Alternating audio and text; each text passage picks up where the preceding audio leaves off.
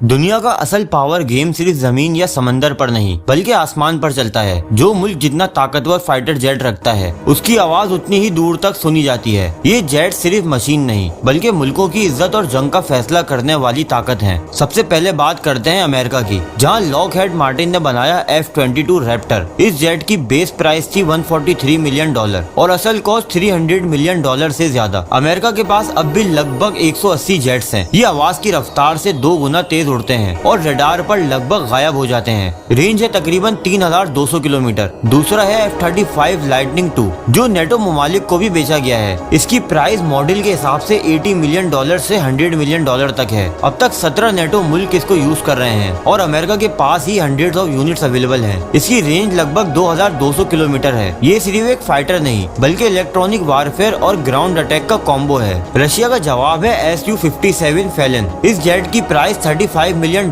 से $50 मिलियन के दरमियान है। अभी रशिया के पास लिमिटेड यूनिट्स हैं, सिर्फ कुछ डजन्स। इसकी रेंज लगभग 3500 किलोमीटर है और ये आवाज की स्पीड से 2 गुना तेज उड़ता है। हाइपरसोनिक मिसाइल इसके साथ इंटीग्रेट किए गए हैं जो इसे और डेडली बनाते हैं। चाइना ने बनाया J-20 माइटी ड्रैगन। इस जेट की प्राइस है तकरीबन $100 मिलियन। 2025 तक चाइना के पास 400 से ज्यादा जेट्स आ चुके हैं। ये एशिया का सबसे लंबा रेंज फाइटर है जो 5500 किलोमीटर तक उड़ सकता है। ये जेट आवाज की स्पीड से 2 गुना तेज उड़ता है और स्टील टेक्नोलॉजी इसे खास बनाती है। यूरोप भी पीछे नहीं। यूके, जर्मनी, इटली और स्पेन ने मिलकर बनाया यूरो फाइटर टाइफून जो आवाज की स्पीड से 2 गुना तेज उड़ता है। फ्रांस ने अलग प्रोजेक्ट शुरू करके बनाया रफाइल। रफाइल की प्राइस है लगभग $90 मिलियन और इस वक्त इंडिया, इजिप्ट और कतर भी रफाइल इस्तेमाल कर रहे हैं। रफाइल एक मल्टी रोल जेट है जो एयरक्राफ्ट कैरियर से भी ऑपरेट हो जाता है। इंडिया के पास अपना बनाया हुआ हाल तेजाज भी है जिसकी कॉस्ट तकरीबन $25 मिलियन से $40 मिलियन के दरमियान है। लेकिन इंडिया की असल पावर फ्रांस से लिया हुआ रफाइल ही है। अभी इंडिया के पास 36 रफाइल जेट मौजूद हैं जो लद्दाख और पाकिस्तान बॉर्डर पर डिप्लॉय किए गए हैं। ये जेट्स आवाज की स्पीड से 2 गुना तेज उड़ते हैं और इंडिया को रीजन में इन जेट्स की वजह से एज हासिल है। पाकिस्तान का प्राइड है JF-17 थंडर जो चाइना के साथ मिलकर बनाया गया है। इसकी कॉस्ट सिर्फ $15 मिलियन से $25 मिलियन है और पाकिस्तान के पास अभी 100 से ज्यादा JF-17 जेट्स हैं।